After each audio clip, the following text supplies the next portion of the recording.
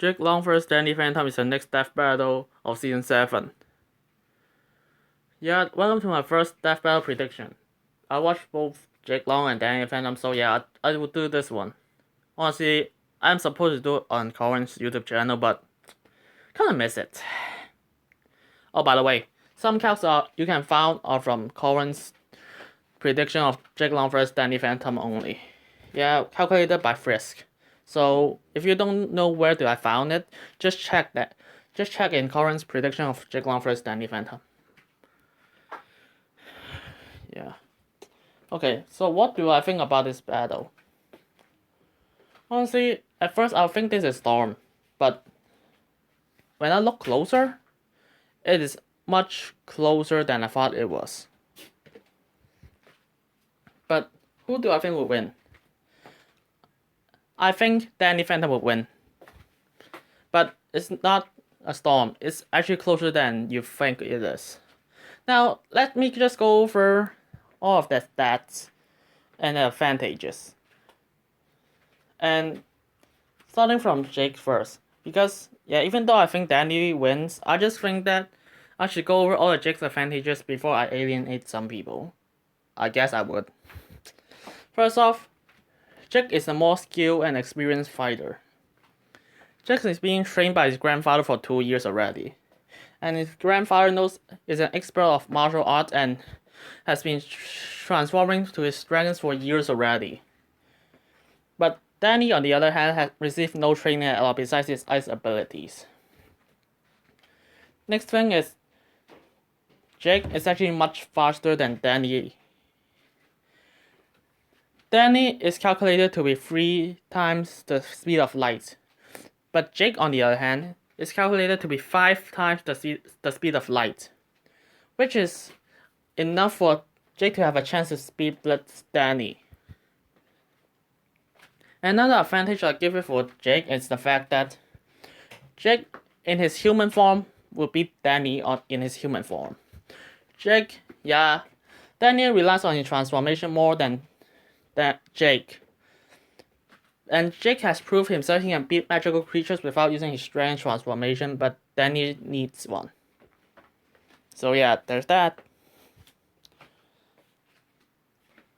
Also is the fact that some of Jake's dragon ability will able to see and hear Danny even though he's a ghost. So yeah, you can't just argue that Danny can just beat Jake because he's just invincible and he can't be seen by any normal things besides from ghosts.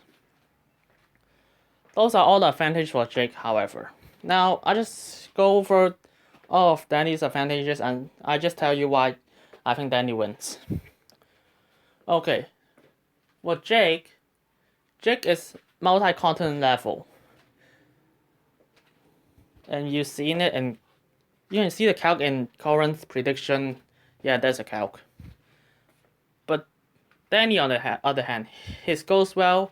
He's able to beat a person who is multi-solar system level. So yeah, a Ghostwell can just one-shot him. When you argue that, oh, Danny can just use once before he just turn back to a human, no. In the final episode, Danny is able to use 3 times and he's still a ghost. So yeah, one hit from Danny, Jake is done. Other things is that, sure, Jake is able to see and hear Danny, but he can't hit Danny in the first place. Let me explain. Jake has fought ghosts before, sure, but those are magical creatures, but Danny is there to be a monster. It's never shown proof that it can Jake just hit a monster ghost instead of just a magical, and the ghosts he hits are just magical ghosts in the first place. So yeah, even though Jake can see Danny, I don't think he can just hit Danny in the first place. Yeah, so not only Jake is unable to just hit Danny will have no issue one-shotting Jake in the first place. Sure, he does have a speed advantage to counter it, but even that, Danny's ability is able to just trump Jake in every single way. Think about it, what Jake can do. he can breathe fire, enhance senses. The dragon skin can resist burning effects. Fly, clone himself, but that is so inconsistent and dangerous that I don't think Jake will do it again. He can also shapeshift, but it doesn't work at all. Danny, on the other hand, knows ice abilities, has his ghost well that can just one-shot Jake.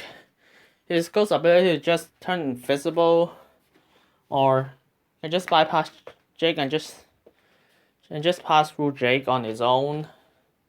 And his actually ghost container, which is able to capture magical beings, by the way. And Danny has way more range attacks than Jake has. And also the fact that Danny has multiple foes that Jake has never seen before. That Jake has trouble facing. I mean, sure, Danny needs to take off the amulet to beat the dragon, and Jake has trouble beating a ghost himself. But yeah, still, I just think that Danny will beat Jake because not only his ability can just overwhelm Jake on his own, his ghost one can just one-shot Jake if given a chance. And because Danny is just a monster ghost or something, and Jake can only hit magical ghosts, so yeah, I just think Danny is able to just beat Jake, but it's not a storm. Jake does have his own advantages, but Danny is just the winner.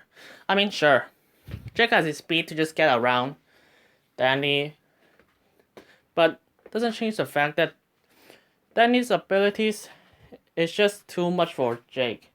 I mean, it's so easy for Jake to just caught off guard from one of Danny's abilities, which I don't think he will be able to just see it coming. So yeah, I think Danny is able to counter his speed. Not to mention, what is it proof when Jake can't even hit Danny in the first place? So yeah, I just think the winner is Danny Phantom.